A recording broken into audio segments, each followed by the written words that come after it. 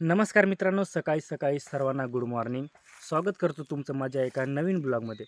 तर मित्रांनो, आज मी आमच्या वाडीमध्ये आलो आहे आणि खूप काही जे आंबे लावलेले होते, जे कलम आंबे केसरचे, ते खूप मरलेले आहेत मित्रांनो.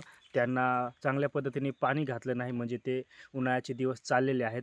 मग मरणारच. त्याच्यामुळं तुम्हाला मी दाखवतो किती आंबे मेलेले आहेत मित्रांनो. खूप आंबे मेलेले आहेत आणि त्याला पाणीच नाही तर ते कसे जगणार मित्रांनो. जे चांगले होते, जे मोठमोठाले होते ते चांगले आहेत, पण जे लहान होते, लहान साईज होती, ते पूर्णपणे मेलेले आहेत मित्रांनो. तर तुम्हाला मी दाखवतो आता सगळे आंबे कोणते, म्हणजे कसे आहेत आणि कोणते मेलेले आहेत ते तुम्हाला मी दाखवतो आजच्या ब्लॉगमध्ये. तर हे पहा मित्रांनो, जे मोठाले आंब्यामध्ये हे लहानले आंबे आहेत. हे लहानले आंबे हे काही काही आहेत आणि हे पहा तिकडे पण आहेत, पण ह्या ठिकाणीचा आंबा मेलेला आहे मित्रांनो. हे पहा, इथं आंबाच नाही. त्याच्यानंतर हा एक झाला आणि दुसरा हा पहा, इकडे पण तसंच झालं मित्रांनो. हो, आतापर्यंत 7-8 दिवस पहिले थोडं चांगला होता, पण आता पहा मित्रांनो, पूर्णपणे जळून खाक झालेला आहे. त्याच्यानंतर ह्या खड्ड्यामध्ये पण पहा, इथला पण आंबा गेलेलाच आहे. म्हणजे एका ठिकाणीच 3 आंबे गेलेले आहेत. हे लाईनीचेच 3 आंबे गेलेले आहेत आणि त्याच्यानंतर तो पहा, त्या ठिकाणी पण ह्या ठिकाणी खड्डा आहे. ह्या ठिकाणचा पण आंबा नाही. त्याच्यानंतर पुढचे आहेत, तिकडचे आहेत आणि इकडचे पण आहेत. इकडे पण आहेत. त्याच्यानंतर वरचे तर आहेतच, तिथं थोडं चांगलं जास्त प्रमाणात पाणी होतं त्याच्यामुळं. आणि तुम्हाला इकडे पण दाखवतो. हे पहा मित्रांनो, इथला पण आंबा जो आहे तो नाहीसा झालेला आहे, पूर्णपणे मेलेला आहे मित्रांनो.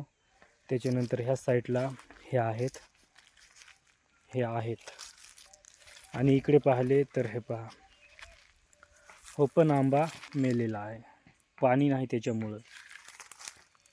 आणि ह्या साईडचे थोडे थोडे आहेत आणि वरचे तर आहेतच. तर मित्रांनो, जागच्या जागी म्हणजे 7-8 आंबे मेलेले आहेत आणि त्या बाजूला तर आपण गेलेलोच नाही. तिकडे पण आता आपण जाऊन पाहूया, तिकडे पण किती मेलेले आहेत. इकडे तर 7-8 आंबे मेलेले आहेत. तुम्हाला मी लाईव्ह प्रूफमध्ये दाखवलं. आणि काही काही आहेत. सर्वच आंबे 200-250 लावले होते मित्रांनो. त्याच्यामध्ये भरपूर आंबे मेलेले आहेत, म्हणजे 50 ते 60 आंबे गेलेले आहेत.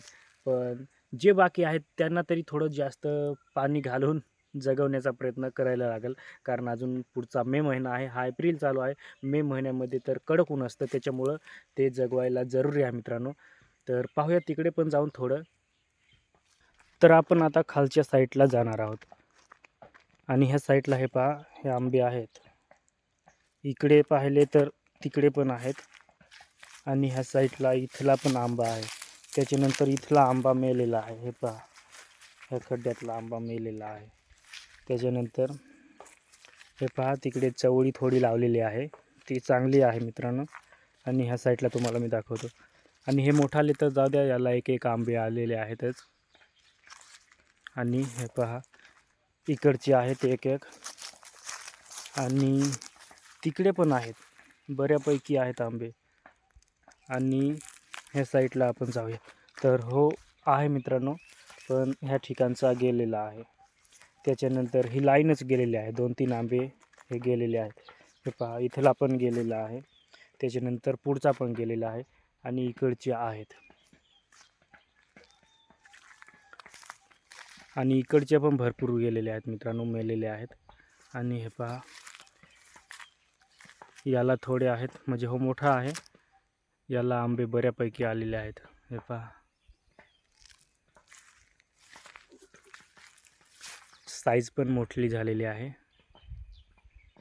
हे पहा, आणि हे पहा, तुम्हाला लहान साईजमधलं हे पहा, इथला पण आंबा गेलेला आहे आणि ह्या साईडला इथला पण आणि पुढचे पण खूप आंबे मेलेले आहेत मित्रांनो. हे पहा, तिकडे पण ही जागा तुम्हाला मोकळी दिसते ना, तेवढे आंबे मेलेले आहेत.